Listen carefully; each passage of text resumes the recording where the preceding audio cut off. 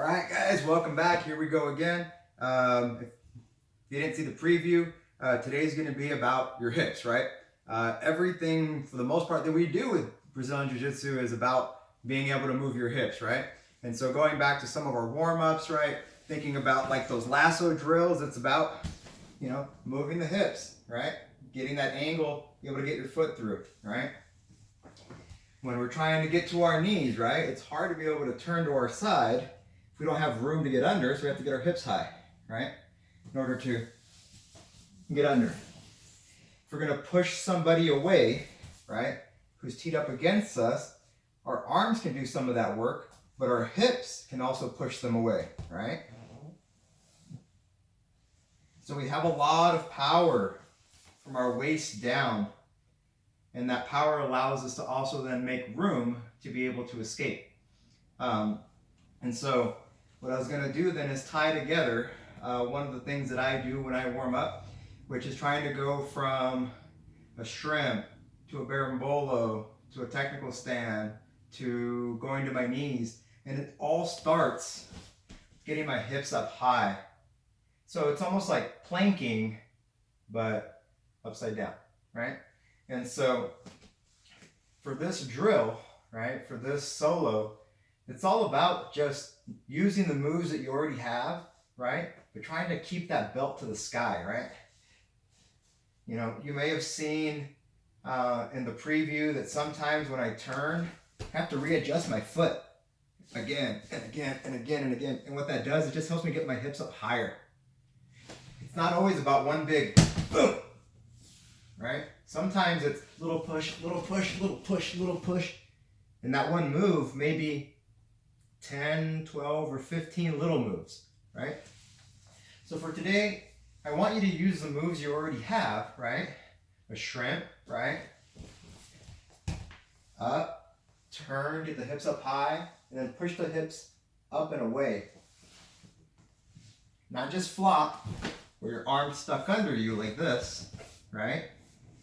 But up, turn, make your nose touch the mat, and then push your hip up and away.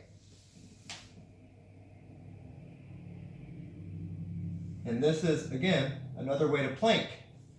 I'm on my foot, my head, and my shoulder, right? Going the other way.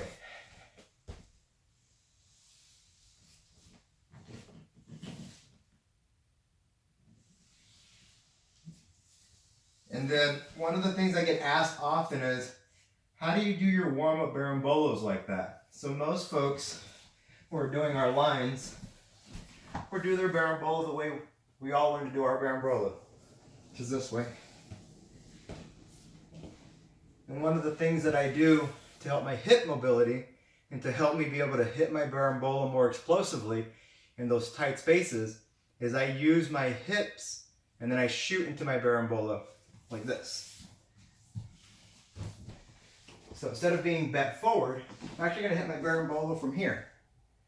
I'm going to go to my side, and then I bring my head, my shoulders down, and my feet stay toward my head.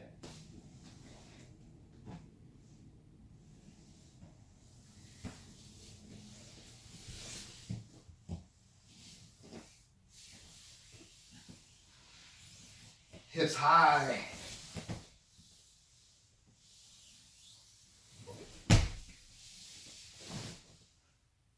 All right.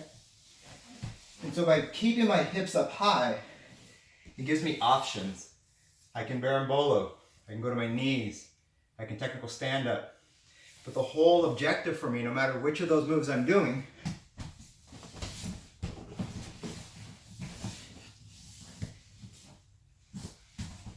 I always have my hips up to the sky.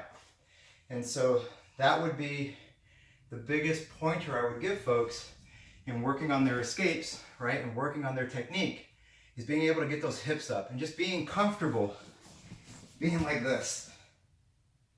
Being comfortable turning to your side and letting your face touch the mat.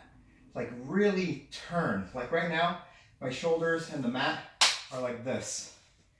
But I want my shoulders and the mat right? I'm gonna turn more than a whole quarter turn, right? And have my face then facing down toward the mat. Watch my hips. Like if I had a board right here, right?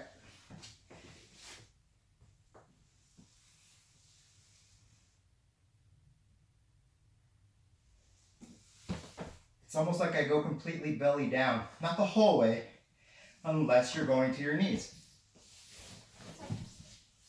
Full half turn, right? So go ahead and try and incorporate then the moves that you already have, right? This is more fundamentals, right? Getting those hips up. I'll have a little short follow-up for some more drills for the kids as well, all right? Thank you guys.